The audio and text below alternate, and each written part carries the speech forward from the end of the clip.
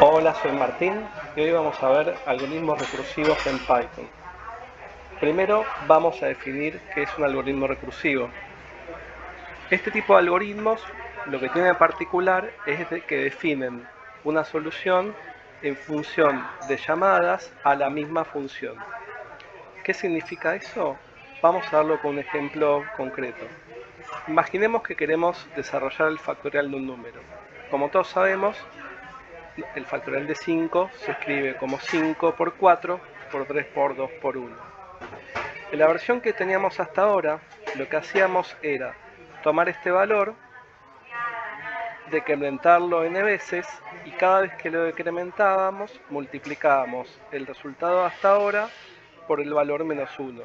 De esa manera red iba haciendo red es igual a red por 5 por 4. En la siguiente iteración, red, que ahora vale 20, hacía red es igual a red por 3. Y la siguiente iteración por 2, y en total daba 120. ¿Cómo sería la versión recursiva de esto mismo? Bueno, primero el caso fácil. Si el resultado es 1, devolvemos 1. Si no, tenemos que hacer otra cosa. Vamos a devolver el número, que era 5, multiplicado por el cálculo, que asumimos que va a salir bien, de factorial de 4. Pero entonces tenemos factorial de 5 hasta ahora, en la versión recursiva,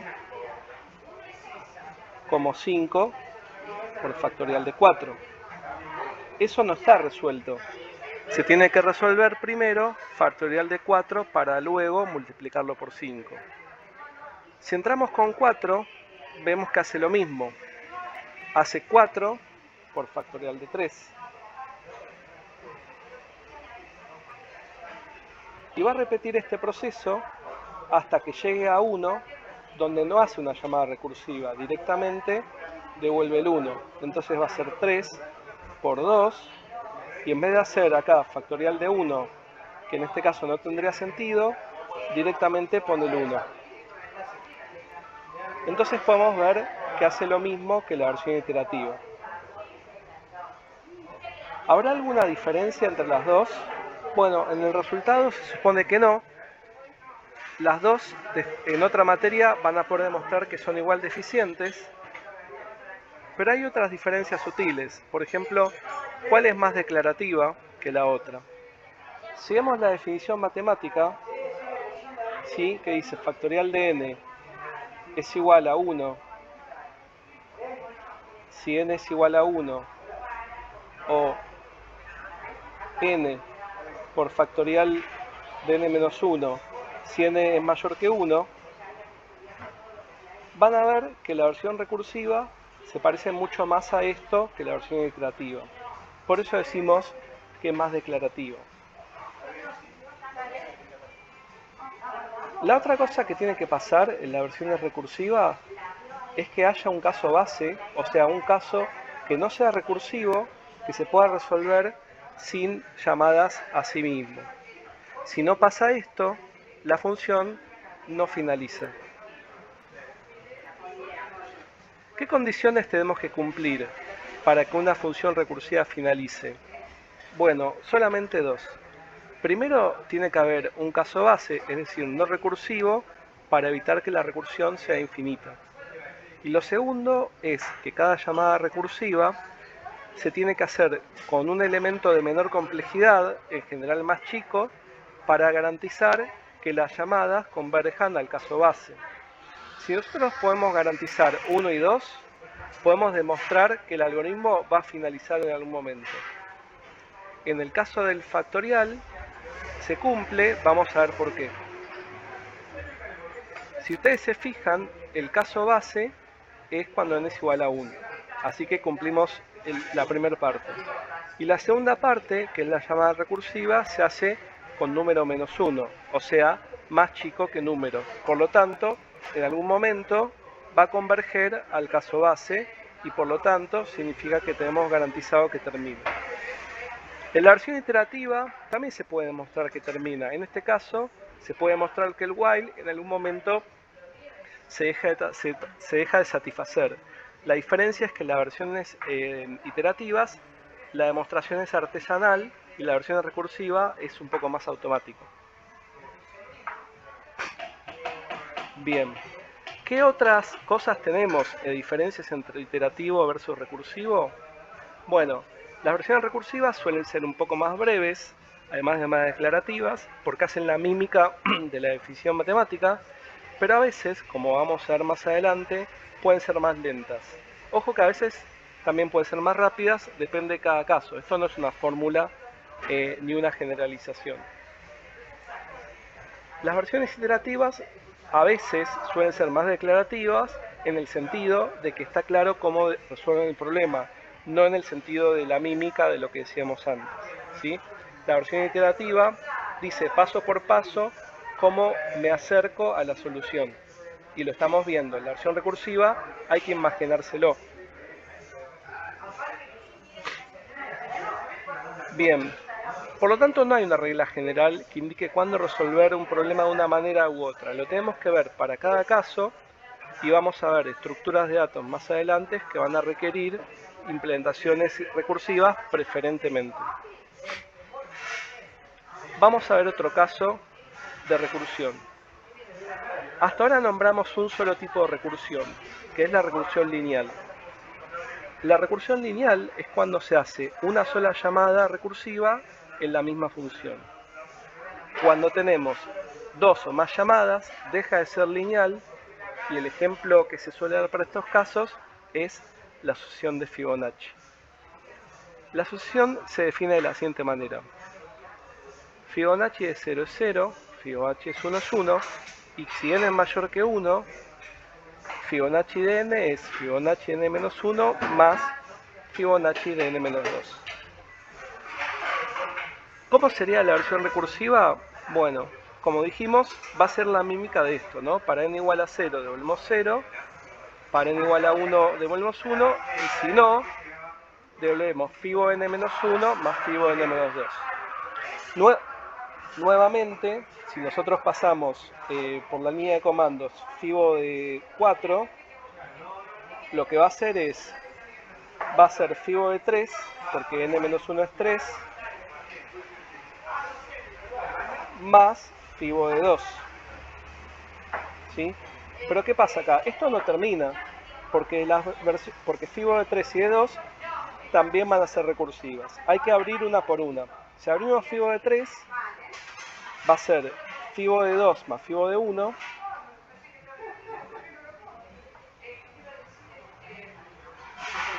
y Fibo de 2 va a ser Fibo de 1 más Fibo de 0. Así que lo reemplazo acá directamente. Fibo de 1 más Fibo de 0. ¿Sí? Fibo de 1 y Fibo de 0 ya los conocemos, porque son 0 y 1 respectivamente, así que los reemplazo por su valor, porque entran en el caso base. Y Fibo de 2 lo tenemos que seguir expandiendo. Una vez más, nos va a quedar Fibo de 1 más Fibo de 0. ¿Sí? Que ya los conocemos porque son 0 y 1 respectivamente. Y ahí suma todo y termina. Si hice las cuentas bien, debería ser 3. ¿No? Si no, vuelvo al colegio. ¿Cómo va a ser la definición iterativa? Bien. El truco acá es quedarse con los últimos 3 valores de la sucesión e ir reemplazándolos a medida que voy calculando los nuevos valores. ¿Sí? Para n igual a 2, calculo n de 0, n sub 1 y n sub 2, que serían los casos bases, y para n mayor que 2, tengo que hacer un for, porque dijimos que era iterativo, de 2 hasta n-1. En este for voy a calcular el término i más 2 como la suma de los dos anteriores, y después recalculo el símbolo, el elemento i-2, que sería i-1, y el elemento i-1, que sería el i. Y así, en cada iteración, me voy guardando esos últimos 3 valores.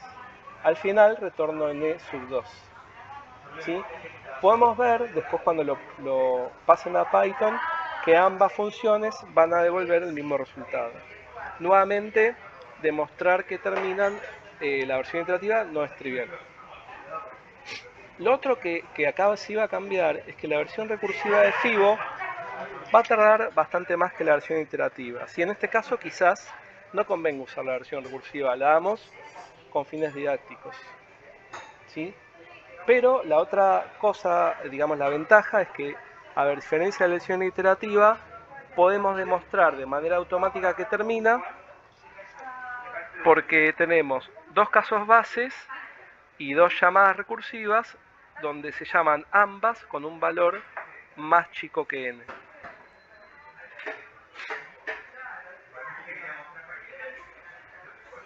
Bien. Entonces, ¿con cuál nos quedamos? Bueno, eso va a depender de cada caso de uso, ¿sí?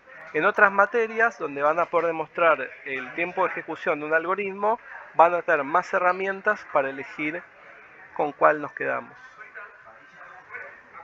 El último ejemplo que vamos a ver se llama búsqueda binaria.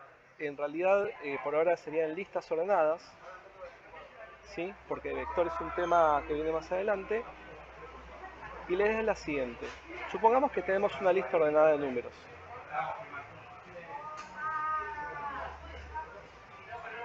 ¿Podemos hacer algo más rápido que buscar uno por uno? ¿Dónde está un elemento? Por ejemplo, quiero buscar el 8. El 8 tiene índice 0, 1, 2, 3, 4, 5, ¿no? O sea, los índices van del 0 al 7, porque tengo 7 elementos, 8 elementos. Bien, vamos a programar un método que busque en la lista de una forma más inteligente que mirar los elementos uno por uno. Si no encuentro el elemento, voy a devolver -1. Como dijimos, la precondición es que la lista tiene que estar ordenada. Entonces vamos a recibir la lista, el elemento que queremos buscar, el inicio de la lista, el final de la lista, con el ejemplo que tenemos acá. Supongamos que queremos buscar en la lista 1, 2, 5, 7, 11, 13, el elemento 13. Sabemos que el índice es 5. Entonces hacemos una llamada que sea 13, buscalo entre 0 y el índice 5. Vamos a ver qué hace el algoritmo. Primero, calcula la mitad de la lista. En este caso, si tengo 5 elementos, busca el índice 2, ¿sí? O sea, el elemento 5. Y pregunta, ¿13 es mayor que 5? Sí. Si es mayor, entonces me voy por este if. Significa que está a la derecha del 5. Entonces me voy a ir a buscar, perdón, que significa que me voy a ir por acá. Entonces me voy a ir a buscar desde el índice medio, o sea, la posición número 2, hasta la posición número 5. O sea, voy a descartar todo este pedazo del arreglo y voy a ir a buscar acá porque el 13, si existe, tiene que estar a la derecha. Después va a calcular el medio de nuevo, pero esta vez entre 2 y 5. O sea que va a buscar el índice 4. De nuevo, como el 11 es más chico que 13, no lo va a encontrar y va a hacer una llamada más, ya ahora con el índice 5. Y ahí lo va a encontrar. Si no lo encuentra, por ejemplo, si buscamos el 20, en algún momento iba a ser mayor que J, que es el caso base de que no lo encuentre, y va a volver -1. Entonces tenemos dos casos base, ¿no? Que no lo encuentre o que justo sea el elemento que estoy buscando. Los otros dos casos son recursivos, ¿sí? Pero si ustedes se fijan, va a tardar mucho menos que una búsqueda lineal, ¿no? Porque en cada recursión, fíjense que estoy tirando la mitad de la lista, ¿no? Porque si yo me paro en el 5 y no es el 5, o bien me voy a buscar acá, o bien me voy a buscar acá. Es siempre la mitad de la lista. Y en la siguiente llamada recursiva es la mitad de la mitad, o sea, va quedándose siempre con la mitad de la llamada anterior. Esto podemos pensar que si la lista tiene tamaño n, cada llamada va a ser una llamada de tamaño n sobre 2. Y además las llamadas son excluyentes porque o bien está a la izquierda o bien está a la derecha. Entonces, no es que hace n sobre 2 más n sobre 2, sino que hace a lo sumo n sobre 2, algo, o sea, procesa algo de tamaño n sobre 2, con lo cual es mucho más rápido que procesar algo que originalmente era de tamaño n-1. ¿Sí? Nuevamente les recomiendo que programen esto en Python y hagan la búsqueda ustedes para listas más grandes y vean cuánto tarda. Bueno, el viernes seguimos viendo recursión. Tráiganse estos ejercicios programados para aprovechar la clase.